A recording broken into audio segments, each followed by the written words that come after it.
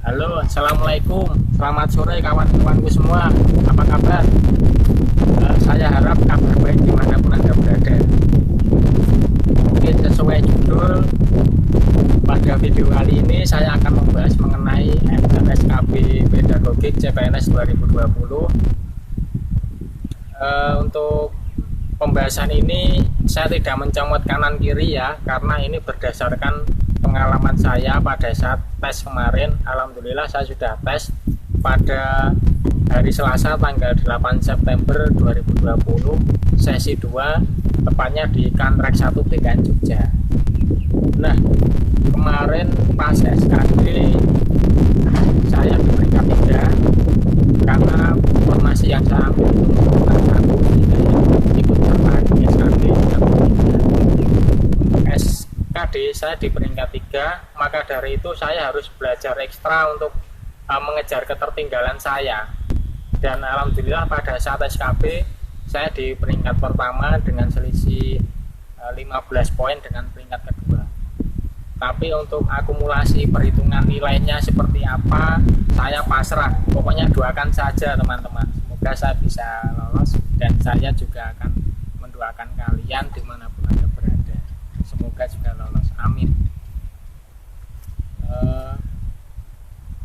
Pada sore hari yang berbahagia ini saya akan memberikan informasi terkait soal yang keluar pada waktu itu. Kebetulan saya masih ingat berapa ya, semoga bermanfaat untuk bahan belajar teman-temanku semua biar belajarnya lebih terarah. Oke, kemarin saya jumpai soal mengenai komponen silabus. Nah, jadi dalam soal tersebut, dalam checklistnya itu ada komponennya semua, namun tidak berurutan. Nah, menurut kawan-kawan urutan yang paling tepat itu seperti apa? Bagi teman-temanku semua yang kuliah di keguruan pasti tahu silabus dan RPP itu sudah ya, itu kan pondasinya gitu loh. Seperti yang kita ketahui, urutan silabus yaitu kan ada identitas sekolah, identitas mata pelajaran, kompetensi inti, kompetensi dasar, materi pokok, pembelajaran, penilaian, alokasi waktu, dan yang terakhir adalah sumber belajar. Itu ya teman-teman, itu kalian hafalkan saja, barangkali nanti juga masih keluar. Kemudian saya jumpai lagi mengenai urutan komponen RPP. Nah, jadi checklistnya ada semua namun tidak berurutan. Nah, menurut kawan yang paling berurutan yang mana? Seperti yang kita ketahui, komponen dalam RPP yaitu ada identitas sekolah, identitas mata pelajaran, indikator pencapaian kompetensi, tujuan pembelajaran, materi pokok, model pembelajaran, media pembelajaran, langkah-langkah pembelajaran, sumber belajar, dan yang terakhir adalah penilaian pembelajaran. Itu kalian hafalkan, silakan. Oh iya, bagi teman-temanku yang mau buat minuman dulu, mau ngopi-ngopi boleh, silakan dibuat. Ini saya juga baru ngopi.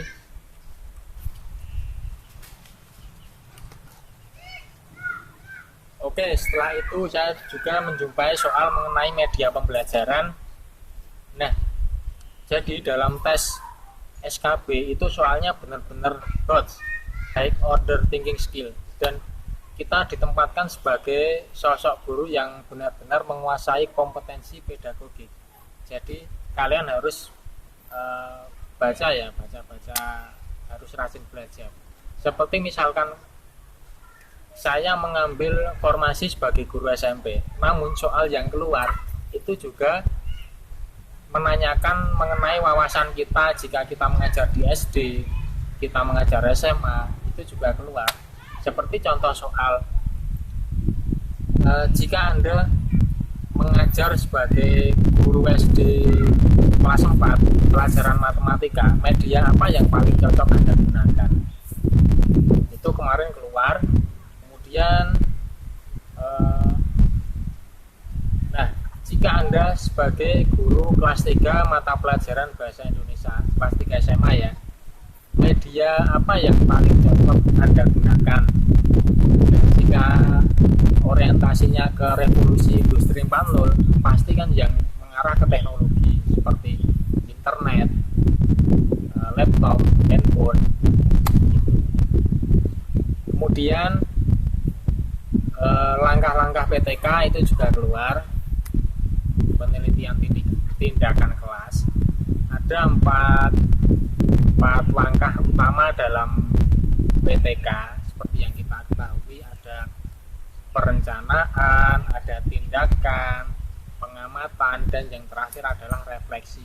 Dan setiap komponen itu ada penjabarannya masing-masing, silahkan kalian pelajari saja.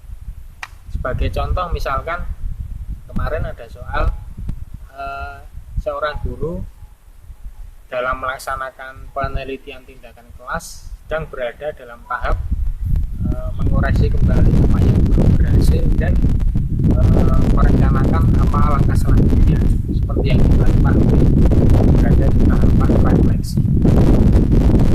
Dan kemudian ada soal mengenai langkah-langkah penyusunan prota, prosem itu keluar semua. Jadi kalian hafalkan, kalian pelajari itu. Kalau mau langsung biar enak mengingatnya, bisa kalian searching terus kalian catat, karena kalau cuman baca itu kadang nanti terus lupa. Kemarin saya belajarnya juga gitu. Seperti yang kita ketahui, dasar penyusunan program tahunan itu yang pertama adalah menelaah kalender, kemudian menandai hari libur, kemudian menghitung jumlah minggu efektif tiap bulan dan semester tiap tahun. Kemudian yang terakhir mendistribusikan alokasi waktu yang disediakan untuk suatu mata pelajaran pada tiap kompetensi dasar dan topik bahasanya pada minggu efektif. Nah, jadi prota itu merupakan dasar kita membuat prosem atau program semester.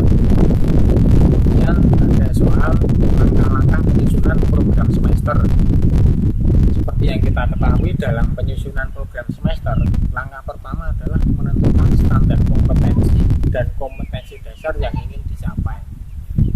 Kemudian melihat prota untuk menentukan alokasi waktu atau jumlah jam pelajaran setiap standar kompetensi dan kompetensi dasar. Kemudian menentukan pada bulan dan minggu berapa proses pembelajaran kompetensi dasar itu akan dilaksanakan. Jadi itu silakan kalian pelajari, kalian ingat-ingat, barangkali nanti sudah keluar. Kemudian macam-macam penilaian, prinsip penilaian. Jadi seperti yang kita ketahui, penilaian ada bermacam-macam prinsip seperti penilaian adil, penilaian objektif, penilaian sumatif, dan penilaian formatif. Nah, itu kalian hafalkan definisinya seperti apa dan tekniknya seperti apa, itu nanti juga kemungkinan keluar. Kemudian soal mengenai penyusunan butir soal, nah itu keluar. Jadi soalnya di bawah ini yang termasuk komponen dalam penyusunan butir soal itu tekniknya banyak banget. Jadi kalian harus ingat mana yang termasuk pedoman dalam membuat butir soal. Seperti yang kita ketahui dalam penyusunan butir soal itu yang pertama yaitu menyusun isi-isi tes. Kemudian yang kedua menulis butir soal dengan mendasarkan pada aspek-aspek yang telah tercantum dalam isi-isi. Kemudian melakukan telaah soal tes, kemudian melakukan uji coba soal tes, kemudian memperbaiki atau merevisi soal, kemudian merakit atau merevisi, kemudian merakit tes dengan menyiapkan komponen-komponen pendukung untuk penyelenggaraan tes yang meliputi buku tes, lembar jawaban, kunci, pedoman penilaian atau pedoman pencekoran, kemudian baru pelaksanaan tes. Oke, maaf bahasanya gimana ya, masih agak grogi karena memang saya ini bukan YouTuber. Jadi saya cuma sekedar sharing-sharing saja, semoga bisa bermanfaat untuk kawan-kawan semua yang belum tes. Tetap semangat, jangan lupa belajar dan berdoa. Kita susah lebih nikmati aja, nanti hasilnya pasti semoga sesuai harapan gitu. Oke, sementara gitu dulu. Ini gratis, bayarnya cukup like dan subscribe aja gitu ya teman-teman. Oke, assalamualaikum.